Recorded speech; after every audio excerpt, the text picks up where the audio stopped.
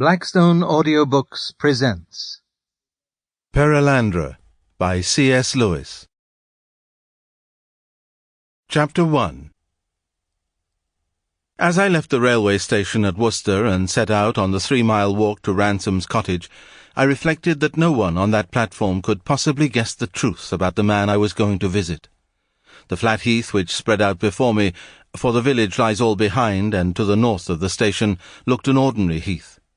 The gloomy 5 o'clock sky was such as you might see on any autumn afternoon.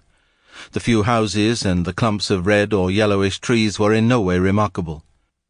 Who could imagine that a little farther on in that quiet landscape I should meet and shake by the hand a man who had lived and eaten and drunk in a world 40 million miles distant from London, who had seen this earth from where it looks like a mere point of green fire, and who had spoken face to face with a creature whose life began before our own planet was inhabitable.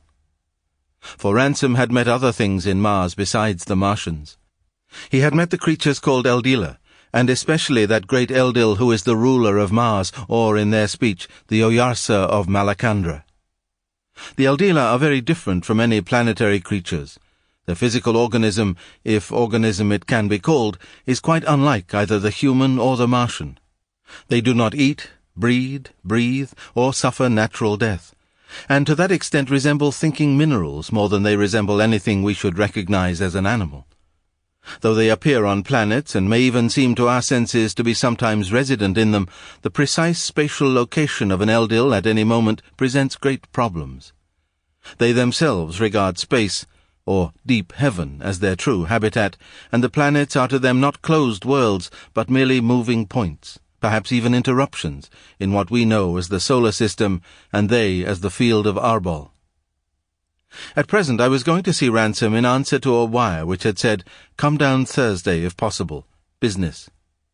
I guessed what sort of business he meant, and that was why I kept on telling myself that it would be perfectly delightful to spend a night with Ransom, and also kept on feeling that I was not enjoying the prospect as much as I ought to. It was the Eldila that were my trouble. I could just get used to the fact that Ransom had been to Mars, but to have met an Eldil, to have spoken with something whose life appeared to be practically unending. Even the journey to Mars was bad enough. A man who has been in another world does not come back unchanged. One can't put the difference into words. When the man is a friend, it may become painful. The old footing is not easy to recover.